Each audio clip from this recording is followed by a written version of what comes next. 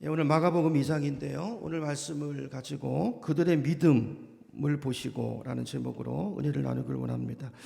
익숙한 본문이죠. 오늘 본문에 보면 중풍병자 한 사람이 나오는데 오늘 말씀의 정황을 보면 이 사람은 혼자 힘으로 못 움직이는 사람이죠. 중풍병자 중에서도 중병에 든 사람인 것 같아요. 그러니까 네 사람이 침상채 들고 옮길 정도로 이제 혼자서는 아무것도 할 수 없는 사람이 오늘 본문에 등장을 하고 있습니다. 자, 근데 3절을 보면 이 사람을 구원의 길로 또 치유의 길로 이끌어주는 사람들이 나와요. 자, 이 사람이 어떤 사람인지 친구들이 또 이들이 중풍병자와 어떤 관계인지 본문이 정확하게 밝히고 있지는 않지만 자, 오늘 본문을 보면 짐작할 수가 있죠. 굉장히 수고를 무릅쓰는 것으로 봐서 아주 친밀한 관계일 것 같아요. 그렇죠? 친한 친구이든지 아니면 친한 가족인 것에 틀림이 없어 보입니다. 자, 이 사람들은 아마 중풍병자의 고통을 가까이서 안타까운 마음으로 지켜봐서 잘 알았을 거예요. 근데 어느 순간에 지금 이 사람을 위해서 뭔가를 해야 되겠다라는 그런 책임감이 오늘 일어났던 것 같아요. 여러분, 우리에게도 다 책임감이라는 게 있죠. 책임감이라고 하는 것은 하나님께서 우리에게 주신 아주 거룩한 감정이죠. 우리가 자녀를 키울 때 부모들에게 자녀를 향한 책임감이 있습니다. 목사도 교회에 대한 책임감이 있고요.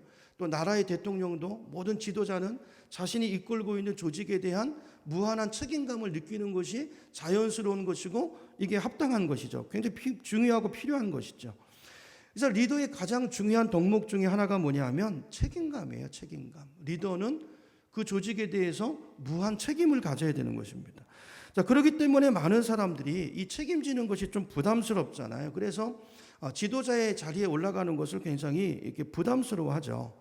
자, 그런데 우리가 성경을 보면 하나님의 역사는 어디에서부터 일어나냐 하면요, 이 고통받는 사람에 대한 세상을 향한 하나님의 사람들이 책임감을 갖는 그 자리에서부터 하나님의 역사가 기적이 일어나는 것을 우리가 성경을 통해서 보게 돼요. 이런 모세가 그랬고요, 다윗이 그랬고, 예수님의 제자가 그랬고, 사도 바울이 그랬어요. 구약의 선지자들이 그런 사람들이었죠. 자, 그런데 거기에 반해서 오늘 우리 시대의 특징을 말하라고 한다면 오늘 이 시대의 특징은요, 타인에 대한 무관심이라고 말할 수 있어요. 이게 부담스러운 일이기 때문에 이런 현대 사회가 어떻게 보면 더 많은 짐을 지고 사는 것 같아요. 요즘 아이를 낳아서 키우려도 옛날에는 낳아두면 어떻게 그냥 이렇게 자라나는 것 같았는데 요즘은 안 그렇잖아요. 아이 하나를 낳으면 그 양육비 키우는 비용이 뭐 몇 억이 든다고 그래가지고 요즘 아이들을 낳지 않지 않습니까? 부담감 때문에 그런 거죠. 그러니까 요즘 보면 이 시대의 특징이 다른 사람들에 대한 냉담함이에요. 이건 이제 자기 애와도 관련이 돼 있죠. 그러니까 자기 중심적인 삶을 지향하다 보니까 타인에 대한 지나친 부담감, 이거를 이제 지기 싫어하는 것이 오늘날 사람들의 정서이고 모습인 것을 보게 됩니다. 자, 그래서 우리는 웬만하면 다른 사람들과요, 깊은 관계를 요즘은 잘 안 맺으려고 그래요. 그죠? 웬만하면 좀 시선을 끄고 살고 어느 정도 적당한 거리를 두고 사는 것이 요즘 사람들이에요.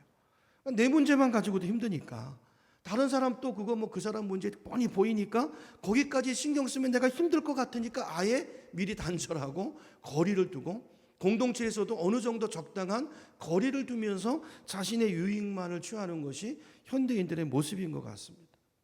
자, 우리가 적극적으로 악을 행하는 것은 아니지만 그렇다고 해서 적극적으로 선을 행하는 것도 아니에요. 그러니까 어정적으로 그냥 어느 품위 유지 정도 하면서 사는 것이 요즘 사람들이 사는 모습인 것 같아요. 여러분, 이제 오늘 본문을 자세히 살펴보시면요, 자, 오늘 본문을 봐도 그렇죠. 이걸 보면 다른 사람의 고통에 다가간다는 것은요, 굉장히 수고가 필요한, 헌신이 필요한, 용기가 필요한 일이라는 걸 알 수가 있어요. 1절을 한번 보세요. 1절을 보면 자, 이 친구들이 예수님의 소문을 듣잖아요. 소문을 듣고 어땠을까요? 눈이 번쩍 띄었을 것 같아요. 그렇죠? 지금까지는 마음은 있는데 너무 안타까운데 좀 도움이 되고 싶은데 해줄 게 없잖아요. 그 중풍병자, 옛날만 해도 옛날에 무슨 의술이 있었겠습니까? 불치병이잖아요. 자, 그런데 예수의 소문을 듣고 예수님 앞에 가면 불치병이 막 낫는 거예요. 안진뱅이가 일어나고 소망이 생겨서 소망. 그래서 오늘 말씀에 보면 친구들이 중풍병자를 못 움직이니까 어떻게 합니까? 침상채 들고 가요. 그래서 어디로 가죠? 소문의 주인공 예수가 있는 그 집으로 데리고 갑니다. 자, 그런데 금방 4절에 보면 금방 난관에 부딪히죠. 어떤 난관입니까? 사람들이 너무 많아가지고 문 앞에까지 꽉 들어찬 거예요. 그러니까 침상을 들고 이게 어떻게 그걸 헤집고 들어갈 수 있겠어요? 문제가 생긴 것이죠. 여러분 이런 상황이 되면 보통 사람들은 어떻게 행동하죠? 이쯤에서 멈추죠. 포기하고 이제 자기 합리화에 들어갑니다. 야, 나 할 만큼 했어. 뭐 이 상황에선 누구도 어쩔 수 없는 상황이잖아. 뭐 침상을 들고 여기서 어떻게 하겠어? 이렇게 하고 아마 포기하고 돌아갔을 것 같아요. 자, 그런데 오늘 본문에 나오는 친구들은 그렇지 않죠. 포기하지 않습니다. 여러분 이유가 뭘까요? 이 사람들이 포기하지 않고 다른 사람과 다른 특별한 행동을 하게 된 이유가 어디에 있을까요? 사랑이죠, 사랑. 그 영혼에 대한 사랑, 그 관심, 그리고 여러분 사랑은 책임감이잖아요. 그 영혼에 대한 책임감 때문에 그죠? 돌아갈 수 없었어요. 자, 이것을 보고 예수님께서는 그들의 믿음으로 평가를 하고 있죠. 이제 5절을 한번 가보세요. 5절을 보면 자, 이런 행동들을 보면서 예수님께서 그 행동 속에서 뭘 보셨다고요? 그들의 믿음이 있음을 보셨다고. 그 믿음을 보시고 친구들의 믿음을 보시고 중풍병자를 고쳐주시는 말씀이 이제 오늘 본문에 기록이 되어 있어요. 자, 무엇을 말하는 것입니까? 믿음은 길을 낸다는 거예요. 여러분 사랑은 길을 낸다는 것입니다. 발상의 전환이 일어나요. 여러분 누구를 사랑하잖아요. 누구를 내가 정말 사랑하고 자, 이 사람에게 좋은 소식이 있는데 예수님 앞에만 가면 이 병이 나을 수 있는데 이 사랑이 있고 믿음이 있는데 포기할 수 있나요? 포기할 수 없죠. 여러분 그러므로 길이 없는 것이 아니고 믿음이 없는 거예요. 우리가 이걸 분명히 해야 돼요. 방법이 없는 것이 아닙니다. 사랑이 없는 것이죠. 그렇죠? 오늘 본문을 보면 믿음이 있으니까 발상의 전환이 일어나잖아요. 믿음이 없는 사람 같으면 이 상황에서 야, 오늘은 틀렸다. 다음에 기회가 있으면 다음에 다시 오자. 그랬을 텐데 이 사람들은 안 그래요. 이들 속에 사랑이 있으니까 믿음이 있으니까 방법을 찾아냅니다. 앞이 막혀 있으니까 어디로 가죠? 옥상으로 올라가요. 옥상으로 가면 되잖아. 옥상으로 가요. 또 지붕이 막혀 있잖아요. 지붕이 막혀 있으니까 뜯어내요. 또 뜯어내고 보니까 예수님이 있는 자리와 천적이 높아요. 그러니까 어떻게 하죠? 줄로 매달아서 주님 앞으로 내려요. 여러분 이것은 굉장히 어려운 일이죠. 쉬운 일이 아니죠. 상식적인 일이 아닙니다. 여러분 환자를 들것에 실어서 여기까지 온 것도 만만한 일이 아니고 남의 집 지붕을 뜯는 것은 이거는 더 심각한 일이잖아요. 여러분 물론 당시 지붕은 요즘처럼 이런 콘크리트가 아니고 뭐 나무와 흙들을 이제 엉겨서 만든 집이지만 그거 뭐 남의 집 뜯는데 그게 뭐 간단한 일입니까? 아니죠. 잘못하면 지붕을 뜯어내다가 그 조각이 떨어져 가지고요 앉아 있는 분들 머리를 다칠 수도 있고요 들것을 내리다가 큰 사고가 일어날 수도 있어요. 그리고 무엇보다도 사람들의 비난이 쏟아질 수 있어요. 그런 것들이 다 예상되는 행동이잖아요. 자, 이런 것들을 몰랐을까요? 이런 것들을 예상하고 있지만 그럼에도 불구하고 이들은 욕먹을 각오를 하는 거죠. 그리고 대가를 지불할 배상비를 치러줄 각오를 하고 그리고 또 고소당할 각오를 하고 그리고 일을 진행하는 것을 성경을 이야기하고 있어요. 예수님께서는 이걸 믿음이라고 말씀하세요. 여러분 오늘 이 간단하게 설명드린 이 본문의 사건을 통해서 우리가 믿음의 정의를 다시 내려볼 수 있습니다. 이런 믿음이 뭘까요? 믿음은 모험입니다, 여러분. 믿음은 대가를 지불하는 것이고요. 내가 만들어진 안전지대에서 나오는 거예요. 내 고정관념, 내 생각 그 틀을 깨고 주님의 약속을 붙드는 것입니다. 주님을 향해서 날마다 다가가는 거예요. 그러니까 생각이 아니고 행동입니다. 믿음은 행동이라는 것을 오늘 우리 마음속에 다시 한번 새겼으면 좋겠어요. 저와 여러분에게 늘 생각 속에만 머물고 있는 그런 믿음이 아니고 움직이는 믿음, 행동하는 믿음, 모험하는 믿음, 뭔가를 무릅쓰는 믿음, 이런 믿음의 주인공이 될 때 우리가 오늘 본문과 같은 이런 놀라운 기적의 주인공이 될 줄로 믿습니다. 여러분 믿음은 우리 이제 믿음을 얘기할 때 아브라함을 빼놓고 얘기할 수 없잖아요. 아브라함을 믿음의 조상이라고 그러는데 아브라함의 인생을 보면 정말 모험하는 인생이었어요. 나이 75세가 됐을 때 안정되고 그 당시 최고 문명의 그 중심지에서 살고 있는 갈대 우르에서 하나님의 말씀이 임하니까 어떡하죠? 말씀을 따라가잖아요. 미래가 없는데 그죠? 모험이죠, 모험. 여러분 저와 여러분의 모험적인 신앙의 주인공이 되면 좋겠습니다. 근데 제가 볼 때 이제 우리 시대의 가장 심각한 우상 중에 하나가 뭐냐면 지나치게 안전을 추구하는 삶의 태도예요. 위험을 무릅쓰지 않고 안전지대에 있는 거. 여러분 이것도 우상입니다, 우상. 자기 애의 발로예요. 자기가 위험한 일을 하지 않겠다는 거죠. 불신앙입니다. 이렇게 안전을 추구하는 삶을 살면 당장 자기 마음은 편할지 모르지만 기쁨은 없어요. 여러분 신앙생활 해갈수록 불안합니다. 성령이 주시는 평강이 없어요. 역동적인 삶을 경험할 수 없고요. 믿음으로만 얻을 수 있는 많은 삶의 기회들, 기적들, 그런 역사들을 놓쳐버릴 수 있습니다. 오늘 우리가 위험을 무릅써야 돼요. 그래야 은혜를 만나는 것입니다. 여러분 한번 생각해 보세요. 오늘 본문의 상황을 생각해 보시면 나라면 이 상황에서 어떻게 했을까? 한번 여러분 친구들 입장에서 생각해 보세요. 출발은 좋았어요. 길이 막혔어요. 침상을 들고 있어요. 그럼 어떻게 하시겠어요? 지붕 위로 침상을 끌고 올라가시겠습니까? 쉽지 않죠. 이런 생각이 사실 쉽지 않아요. 이거는요, 영원 사랑의 마음이 없으면, 정말 주님에 대한 확고한 믿음이 없으면 할 수 없는 일들이에요. 자, 이걸 보면, 이 상황을 보면 이 사람들, 우리는 관점이 다르죠. 어떤 사람은 이걸 보고 비판하지만 예수님은 이걸 보고 칭찬하시잖아요. 뭐죠? 주님은 뭘 보느냐의 관점의 차이죠. 자, 이걸 보면 친구들 속에서 그들에게 영원 사랑의 마음이 있구나. 이걸 우리가 깨달아야 되고요. 이들에게 정말 주님에 대한 확고한 믿음이 있구나. 오늘 그걸 볼 수 있어야 돼요. 그렇죠? 오늘 저와 여러분의 그 믿음이 있기를 축복합니다. 자, 두 번째로 이제 6절을 보면 지붕을 뜯는 네 사람과 이제 대조를 이루는 다른 어떤 사람들을 소개하고 있는데 6절에 어떤 사람들이 나오죠? 서기관들이 나오죠. 서기관들. 자, 이 서기관들은 지금 뭐 하고 있습니까? 뭐라고 되어 있어요? 거기 앉아서 마음에 생각하고 있어요. 어떤 생각을 하고 있죠? 그 뒤에 쭉 보면 예수님과 다툴 생각을 하고 있어요. 꼬투리를 잡고 있는 생각을 하고 있어요. 그러니까 영혼들을 생각하는 마음이 그 속에는 없다라는 거예요. 이런 마가가 이 두 부류의 사람들의 대조를 통해서 우리에게 말하고 싶은 메시지가 뭘까요? 우리에게 도전하는 거예요. 물어보는 거예요. 당신은 어떤 사람이 되기를 원하십니까? 자, 이 친구들처럼 행동하는 사람이 되기를 원하십니까? 아니면 이 친구들처럼 사랑과 애정을 가지고 영혼에 대한 사랑을 가지고 믿음으로 길을 내는 사람이 되기를 원하십니까? 아니면 서기관들처럼 아무것도 안 하고 가만히 앉아가지고 행동하는 사람들 비판하는 그 자리에 있겠습니까? 그 질문이죠. 그죠? 가만히 앉아서, 상징적인 단어지 않습니까? 가만히 앉아서 생각하고 있는. 그러니까 이 사람들은 비난거리를 찾는 데 관심이 가 있어요. 특별히 예수님의 행동에 대해서 어떤 꼬투리를 잡을까? 그 생각으로 골몰해 있어요. 여러분 여기 서기관들이 누구를 상징하는 것일까요? 가슴이 싸늘하게 식어버린 사랑이 없는 냉담한 오늘날의 종교인들을 상징하고 있는 것입니다. 마가는 의도적으로 이 두 부류의 사람을 대조하면서 우리에게 도전하고 있어요. 나는 누구인가? 나는 신앙인인가? 나는 종교인인가? 오늘 우리가 이제 본문에서 주목해서 살펴보길 원하는 것은요, 친구들의 역할이에요. 친구들. 지금 중풍병자는 누워 있잖아요. 그리고 누군가의 도움 없이는 뭐 조금도 한 발짝도 뗄 수 없는 그런 무기력한 사람이에요. 자, 몸만 망가져 있는 게 아니라 짐작해 볼 수 있죠. 이 사람 마음도 망가져 있을 거예요. 오랜 세월 동안 누워 있으면서 낙심하고 좌절하고 자존감이 무너져 있고, 그죠? 그런 상처 가운데 살고 있는 사람일 거예요.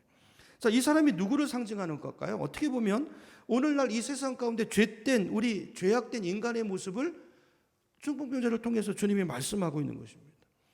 여러분 이 모습이 오늘 저와 여러분의 과거의 모습이기도 하지 않았습니까? 우리가 이런 사람들이었어요. 죄에 대해서 철저하게 무기력했고요. 내 힘으로 죄를 이길 수 있는 그 철저한 무능력 가운데 있던 우리들. 죄에 대한 감각도 없고 하나님에 대한 기본적인 인식도 없고 그저 세상에 이끌려서 세상의 죄의 노예가 돼가지고 끌려다니는 인생을 살던 저와 여러분이었는데, 저와 여러분이 언제 어떤 계기로 예수를 믿게 됐습니까? 제 인생을 돌아봐도요, 무기력한 저를, 중풍병자 같은 저를 침상체에 옮겨놓은 누군가의 헌신과 기도와 믿음의 노력이 있었기에 그 과정을 통해서 내가 주를 만나고 오늘 이 자리에 서 있는 거예요. 우리 모두가 그렇지 않습니까? 우리 중에 내가 스스로 어느 날 갑자기 믿음이 생겨가지고 내 스스로 교회당으로 발걸음을 옮겨서 나온 분 여기 계세요? 그런 사람은 아무도 없어요. 돌아보면요, 다 누군가의 사랑과 관심과 도움, 그 밑거름 위에 오늘 우리가 서 있는 거예요. 누군가의 믿음의 도움을 받았고요, 누군가 다른 사람의 기도 덕분에 내가 그 은혜 가운데 오늘 한 걸음 한 걸음 그 덕을 보면서 여기까지 와 있는 것이죠. 자, 그러므로 오늘 본문을 통해서 우리가 확인할 수 있는 것은 우리 인생에서 진짜 절망은요, 고통스러운 현실이 아니에요. 그 현실이 문제가 아니라, 여러분 아무리 고통이 있어도 오늘 이 친구처럼 그 가운데 나를 진심으로 사랑하고 나를 진심으로 도와줄 수 있는 누군가가 있다면 그 사람은 소망이 있는 사람인 것입니다. 진짜 불행은 고통 플러스 나를 도울 수 있는 사랑하는 사람이 아무도 없는 그런 환경에 있는 사람이죠. 여러분, 오늘 우리에게 어떤 말씀을 주는 걸까요? 오늘 저와 여러분에게, 교회에게 세상의 친구가 되라고. 그죠? 중풍병자처럼 무기력하게 누워있는 그 영혼들에게 다가가서 그들을 침상째라도 들고 와서, 여러분, 우리는 주님을 만난 사람들이잖아요. 주님 앞에 오면 주님 안에 그 능력이 있고 치유가 있고 회복이 있다는 것을 알기에, 내가 경험했기에 그 영혼들을 침상째라도 들고 와서, 안 되면 억지로라도 들고 와서 주님 앞에 놓으면 주님의 은혜 안에서 반드시 그 영혼이 새로워질 거라는 그 믿음, 그리고 그 영혼에 대한 사랑, 그 사랑이 오늘 그 영혼을 살릴 수 있고 이 세상을 바꿀 수 있다는 것을 오늘 주님께서는 본문을 통해서 우리에게 말씀하고 계시는 줄로 믿습니다. 오늘 우리가 다시 한번 마지막 때 이 교회의 본질적인 사명, 오늘 성도, 내가 누구인가, 내 인생의 사명을 발견하고 그 사명대로 사는 우리가 되기를 축복합니다. 세 번째로 이제 5절을 보면 주님이 이제 그들의 믿음을 보셨다고 되어 있죠. 그리고 믿음을 보시고 중풍병자에게 말씀합니다. 뭐라고 말씀해요? 작은 자야, 내 죄 사함을 받았느니라 그랬어요. 궁금하시죠? 여러분, 왜 주님께서 병이 나았다고 말씀하지 않고 굳이 네 죄가 사함 받았다고 말씀하신 것일까요? 여러분, 이 대목 때문에 서기관들이 시비를 걸잖아요. 서기관들 입장에서 볼 때 이 말씀은요, 청천벽력 같은 소리예요. 아니, 죄 사함을 받았다고? 예수가 도대체 무슨 권세로, 무슨 능력으로 죄 사함을 줍니까? 자기들은 그 죄 사함을 얻기 위해서 얼마나 고생하고 있는데, 수많은 율법들을 지키려고 수많은 항목들을 달아놔가지고 그 고생하면서도 이 죄 문제를 해결하지 못하고 있는데, 예수가 너무나 쉽게 말 한마디로 죄 사함을 받았느니라. 여러분, 이거는 당시 이 사람들의 종교 체계를 뒤집는 그런 말이었어요. 자, 이런 생각을 하고 있는, 그리고 앉아있는 이 서기관들을 보시고 주님이 9절에 보니까 뭐라고 말씀합니까? 9절에 중풍병자에게 내 죄사함을 받았느니라 하는 말과 일어나 내 상을 가지고 걸어가라 하는 말 중에서 어느 것이 쉽겠느냐? 주님께서 반문하시죠. 여러분, 어떤 것이 쉽죠? 어떤 것이 쉽습니까? 주님에게는요, 우리가 이 말씀의 의도를 잘 봐야 돼요. 주님에게는 이게 의미가 없는 질문이에요. 왜냐하면 주님은 전능하시잖아요. 주님에게는 어떤 것이 더 어렵고 어떤 것이 더 쉽고 그런 것이 없어요. 주님이 말씀하시면 그 순간에 이루어지는 것입니다. 말씀으로 천지를 만드신 분이세요. 오늘 주님께서 이걸 통해서 우리 말씀하고 싶은 건 뭐냐면, 주님의 관심은, 주님의 목적은 단순히 병 고치는 거, 어떤 현실적인 문제, 그거를 해결해 주는 것이 주님의 관점이 아니고 훨씬 더 중요한 게 있다는 거. 그거보다. 그게 뭐죠? 죄 문제라는 거예요. 죄 문제. 우리 삶에 나타난 많은 문제들의 뿌리가 우리 속에 있는 숨어있는 죄라는 것입니다. 그게 해결이 돼야, 뿌리가 치료돼야 우리 인생의 문제들이 해결되는 거예요. 주님께서 그 얘기를 하시는 거예요. 여러분, 주님께서 이 땅에 오신 것은 병자들도 고쳐주시고 삶의 문제도 해결해 주셨지만, 그러나 그게 중요한 것이 아니고 그거를 통해서, 그죠? 그것을 통해서 예수가 누구인가를 알게 하시고 결국 그들의 죄 문제를 해결하기 위한 것이 주님이 이 땅에 오신 목적인 줄로 믿습니다. 여러분, 병을 고치는 것은요, 다른 종교에서도 다 가능한 일이에요. 그렇죠? 원주에 무슨 유명한 요즘 뭐 유튜브에 뜨는 사찰 있잖아요. 사찰 뭐 안찰해가지고, 여러분 다 있습니다. 병원에서도 요즘 병이 뭐 의술로 다 못 고치는 병도 많지 않잖아요. 그리고 사이비들도 어떤 심리적 요법을 통해 가지고 얼마든지 병 고치는 일들이 있어요. 자, 그런데요, 그들이 못하는 게 있어요. 뭐죠? 죄 문제를 다룰 수 없어요. 그러니까 예수님께서는 바로 이 문제를, 우리 궁극적인 인간의 본질적인 문제를 해결하기 위해서 이 땅에 오셨다는 거예요. 여러분, 이 예수님의 관점이 오늘 우리에게도 있어야 된다는 거예요. 여러분, 세상을 볼 때, 우리 주변에 있는 사람들을 볼 때 외부적인 모습으로 보는 게 아니라 이 관점을 가지고 보셔야 돼요. 이런 사람을 보면 겉은 다 멀쩡해 보이지만요, 멀쩡한 게 아니에요. 속은 다 썩어 문드러져 있어요. 가정이 다 골마 있습니다. 개인의 인생 속에 다 상처가 있어요. 삐뚤어진 자아상을 가지고 살아요. 근데요, 그 문제들, 고통의 원인을, 뿌리를 찾아 거슬러 올라가면 거기 뭐가 있을까요? 거기 죄가 숨어 있어요. 그 죄의 결과로서의 그 저주가 그 속에 자리 잡고 있는 걸 보게 됩니다. 여러분, 사람들이 웃고 있는 겉모습을 보지 말고 그 내면에 있는 걸 보셔야 돼요. 사람이 웃고 있다가 웃는 것입니까? 아니에요. 포장인 경우가 많아요. 행복하지 않아요. 여러분, 어떤 근사한 자리에 앉아 있다고 그 사람이 평안할까요? 아니요. 자리가 우리를 평안하게 만들어주는 게 아니에요.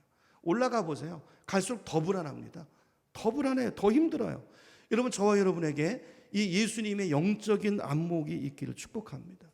요즘 사람들이 겉을 치장하기 바쁘잖아요. 그냥 아침부터 밤까지 돈 하면서 그냥 돈을 소유하면 행복할 줄 아는데 정말 그렇습니까? 이런 돈으로 모든 일이 다 해결됩니까? 우리가 살아봐서 알잖아요. 돈으로 안 되는 게 훨씬 많아요. 여러분 알고 보면 돈으로 되는 거는요 사소한 것들이에요. 별로 중요하지 않은 것들은 돈으로 다 돼요. 근데 진짜 인생에 중요한 것들은 돈으로 해결이 안 됩니다. 여러분 돈 가지고 맛있는 빵을 살 수 있지만 식욕은 살 수 없잖아요. 그렇죠? 우리가 돈을 가지고 우리가 결혼식은 돈으로 할 수 있어요. 치장해 가지고 할 수 있지만 사랑을 살 수 있습니까? 배우자의 진짜 사랑을 돈 가지고 얻어낼 수 있습니까? 불가능해요. 불가능해요. 그렇죠? 우리 속에 채워지지 않는 공허함, 상처, 내면의 아픔 돈으로 해결이 됩니까? 안 돼요. 일시적인 거 우리를 속이는 거예요. 여러분 진짜 우리 인생에 중요한 것들은 돈으로 해결할 수 있는 것이 아무것도 없어요. 여러분 세상을 보면 요즘 얼마나 화려합니까? 얼마나 치장하고 살아가지만 겉은 멀쩡하지만 이 속을 들여다보면 심각한 오늘 본문에 나오는 중풍병자 같은 중증 환자들이 우리 주변에 넘쳐나고 있어요. 들 것에 실어서 여기 갖다 놓지 않으면 주님 앞에 데려다 놓지 않으면 주님 만나지 않으면 대책이 없는 사람들이 거의 모두예요. 여러분 오늘 교회 사명이 뭡니까? 이들을 데려다 놓는 거예요. 오늘 4명의 중풍병자들처럼 그거 말고는 방법이 없다는 것을 가지고 그 영혼을 내가 정말 사랑한다면 그리고 하나님을 정말로 내가 만났고 주님을 믿는 믿음이 있다면 다른 거 없어요. 그 사람을 어떻게 하든지 어떤 지혜를 짜든지 넷이 합력해서 오잖아요. 그렇죠? 합력해서 그죠? 힘을 모아서 지혜를 짜내가지고 그 사람을 데려다 놓는 것 그것이 우리의 사명이고 교회의 존재 이유고 성도의 사명인 줄로 믿으시기 바랍니다. 오늘 이 중풍병자가 몹쓸 병에 걸렸지만 불행 중에 다행인 것은 이런 귀한 친구들이 있었다는 것. 이게 공동체의 힘인 줄로 믿습니다. 오늘 우리에게 이 내 친구에게 있었던 한 영혼을 향한 사랑이 있기를 원하고 예수 그리스도에 대한 그분이 누구인가에 대한 분명한 믿음과 신앙 고백과 확신이 우리에게 있어서 세상과 예수를 연결하는 그죠? 이런 환자들 상처 입은 영혼들과 예수를 연결하는 화목케 하는 그 중보자의 역할을 잘 감당할 수 있는 저와 여러분 모두가 되기를 주님의 이름으로 축원합니다. 세상을 보면요 세상이 다 고통 가운데 있어요. 지금 당장 시급한 응급 환자들이 많습니다. 중증 환자들이 많아요. 그렇죠? 그들을 자율에 맡겨가지고 여러분 우리가 인격적으로 언젠가는 주님 앞에 돌아오겠지 기도만 하고 앉아 있을 일이 아니에요. 언젠가 믿겠지가 아니에요. 그죠? 언젠가 되겠지 그러다가요 언제 하나님이 불러가실지 몰라요. 여러분 자연스럽게 기다려가지고 예수 믿는 것은 이건 정답이 아닙니다. 성경이 말하는 게 아니에요. 지금 점잖게 오늘 마가가 우리에게 얘기하고 있는 것은요 지금 점잖게 격식 차리고 앉아있을 때가 아니라는 거예요. 그죠? 우리에게 질문하고 있습니다. 지금 우리 주변에도 지금 죽음을 언제 죽을지 모르는 사람들이 있어요. 여러분 어떻게 하실 거예요?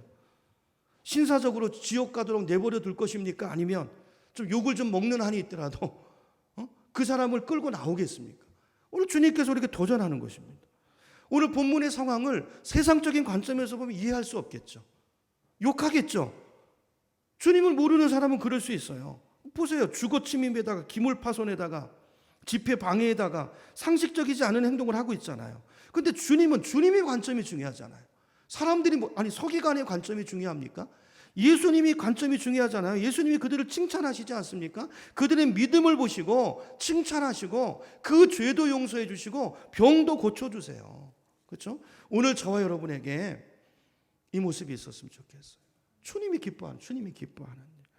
이런 교회의 사명은요 고통하는 영혼들을 예수님과 연결하는 일이에요. 이 일을 위해서 우리가 마음을 모아야 되고요. 그렇죠?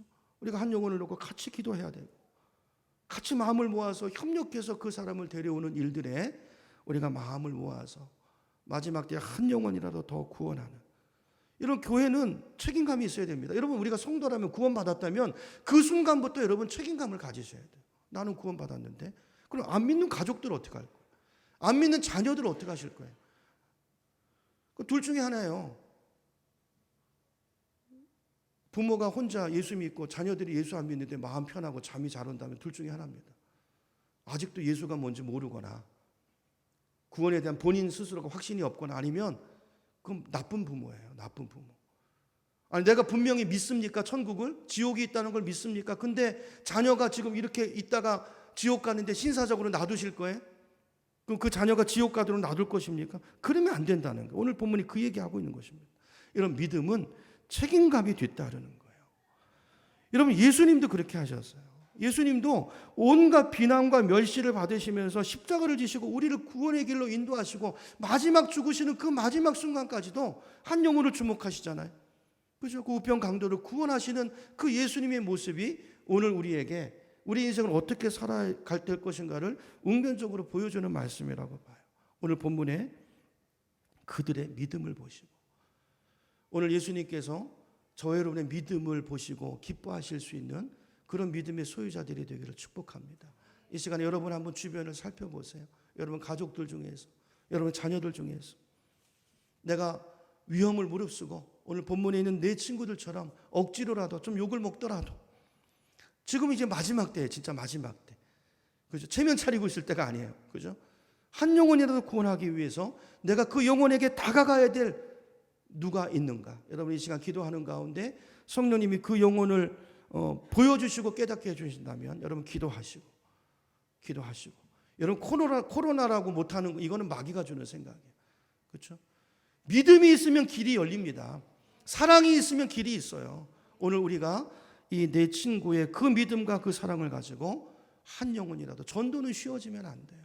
영혼에 대한 구령과 사랑의 열정을 다시 회복하시고 세상을 바라볼 때 이 사랑의 눈으로 예수의 눈으로 영혼을 바라보고 한 영혼이라도 더 살려낼 수 있는 우리 모두가 되기를 주님의 이름으로 축원합니다.